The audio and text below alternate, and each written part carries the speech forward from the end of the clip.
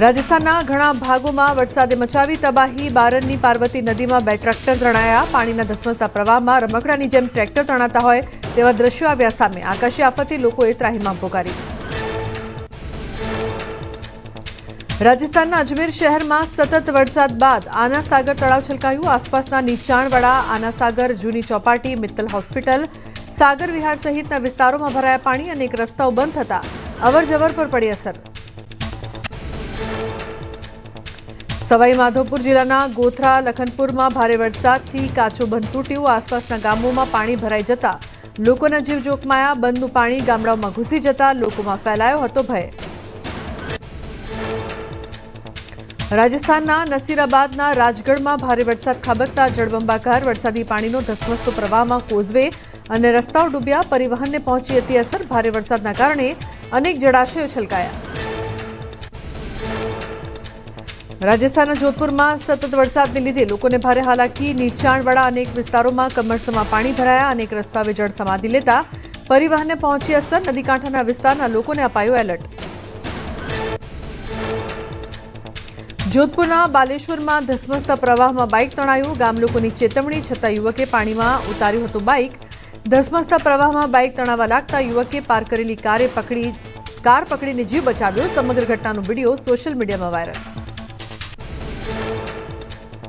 રાજસ્થાનના અજમેરથી સતત વરસાદથી પૂરની સ્થિતિ જોવા મળી। શહેરના અન્નાસાગર કેચમેન્ટ વિસ્તારમાં વસાહતોમાં પરિસ્થિતિ વધુ વણસી।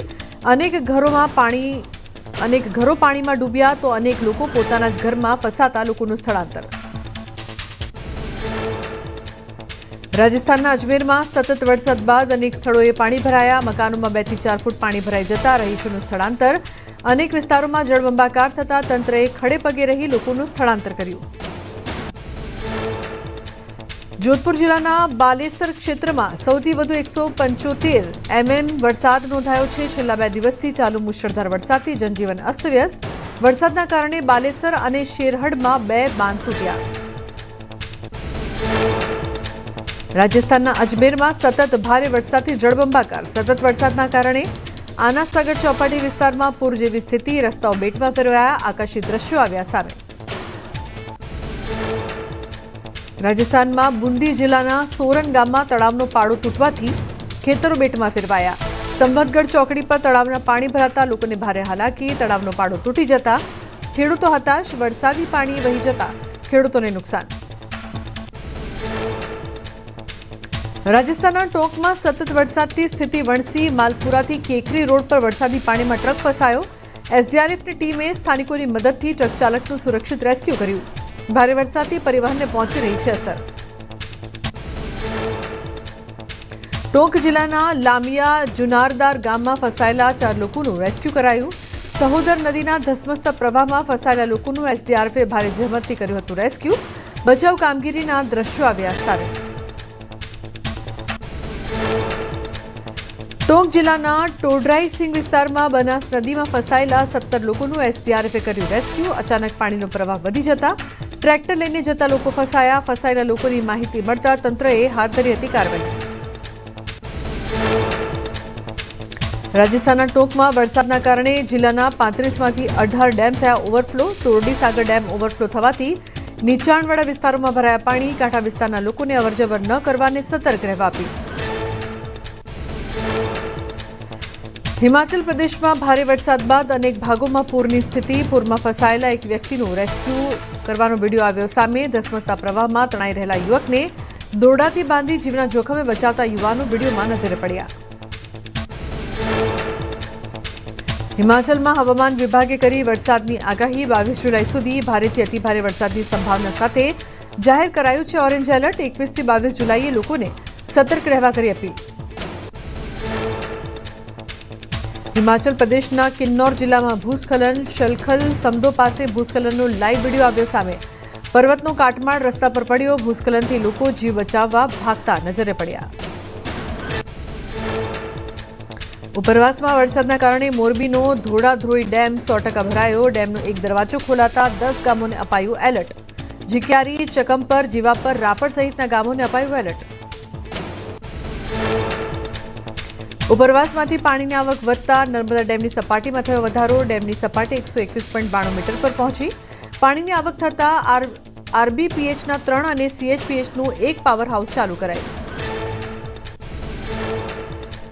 જૂનાગઢ જિલ્લામાં વરસાદી માહોલ છવાયો. માણાવદર, વંથલી, કેશોદ અને માળિયામાં પડ્યો વરસાદ. ભારે ઉકળાટ અને ગરમીથી લોકોને મળી રાહત. વરસાદના કારણે વાતાવરણ બન્યું ઠંડુગાર. સૌરાષ્ટ્રના ઘણા ભાગોમાં વરસાદી માહોલ. જૂનાગઢ જિલ્લામાં સાર્વત્રિક મેઘમહેર નોંધાઈ. વંથલી, માંગરોળ સહિતના ગ્રામ્ય પંથકમાં છવાયો વરસાદી માહોલ. ગીર સોમનાથ જિલ્લામાં પણ વરસાદી માહોલ. તલાલા, પ્રાચી તીર્થ નજીકના ગામોમાં પડ્યો વરસાદ. જશાધાર, માધુપુર, ગુંદરણ, જાંબુર સહિત ગીર નજીકના ગામોમાં પડ્યો વરસાદ. ગીરમાં લાંબા વિરામ બાદ વરસાદ પડતા ખેડૂતોમાં ખુશી. દ્વારકાના ખંભાળિયા તાલુકામાં વરસાદી માહોલ. ભાડથર, કેશોદ, બિંજલપર સહિતના ગ્રામ્ય વિસ્તારમાં વરસાદ. મગફળી, કપાસ સહિતના પાક માટે કાચા સોના સમાન વરસાદ વરસતા ખેડૂતોમાં ખુશી. પોરબંદર જિલ્લામાં પણ વરસાદી માહોલ યથાવત. રાણાવાવ, કુતિયાણા સહિતના ગ્રામ્ય વિસ્તારમાં પડ્યો ધોધમાર વરસાદ. મુખ્ય માર્ગો પર વરસાદી પાણી વહ્યા. વરસાદના કારણે વાતાવરણ ઠંડુગાર બન્યું. બનાસકાંઠાના અંતરિયાળ ગામોમાં ચોમાસાની સિઝનમાં ભારે હાલાકી. મંડારાવાસના લોકો દર્દીને હોસ્પિટલ લઈ જવા ઝોડીમાં નાખી નદી પાર કરાવવા મજબૂર. પુલ ન હોવાથી લોકોને પડે છે હાલાકી. આગામી 6 દિવસ રાજ્યમાં ભારે વરસાદની આગાહી. હવામાન વિભાગે આજે ભારે વરસાદ રહેવાની શક્યતા વ્યક્ત કરી. 21 થી 24 જુલાઈ રાજ્યભરમાં મધ્યમથી સામાન્ય વરસાદ રહેશે. ઓગસ્ટમાં વરસાદને લઈને અંબાલાલે કરી આગાહી. 6 થી 10 ઓગસ્ટ દરમિયાન વરસાદ થશે. 15 થી 17 ઓગસ્ટ વરસાદી ઝાપટા અને 19 ઓગસ્ટે વધુ વરસાદી ઝાપટાની આગાહી. 23 ઓગસ્ટ પછી પર્વતકાર મેઘની કરી આગાહી. રાજ્યમાં ચાલુ વર્ષે મોસમનો સરેરાશ 51.37% નોંધાયો વરસાદ. કોઈપણ કટોકટીને પહોંચી વળવા વિવિધ જિલ્લામાં એનડીઆરએફની 12 અને એસડીઆરએફની 20 ટુકડીઓ તૈનાત. 22 જુલાઈ સુધી દરિયો ન ખેડવા માછીમારોને સૂચના.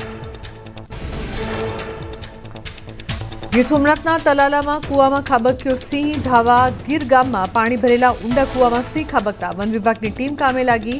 તલાલા વન વિભાગની ટીમે દિલધડક રેસ્ક્યુ હાથ ધર્યું. વરસાદી માહોલ વચ્ચે બનાસકાંઠાના પાલનપુરમાં ભૂવો પડ્યો. ઢુંડિયાવાડી વિસ્તારમાં ભૂવો પડતા ટ્રક ફસાયો. જેસીબી દ્વારા ભારે જહેમત બાદ ટ્રક બહાર કઢાયો. ટ્રકના ભૂવામાં ખાબકવાની ઘટના સીસીટીવીમાં થઈ ગઈ.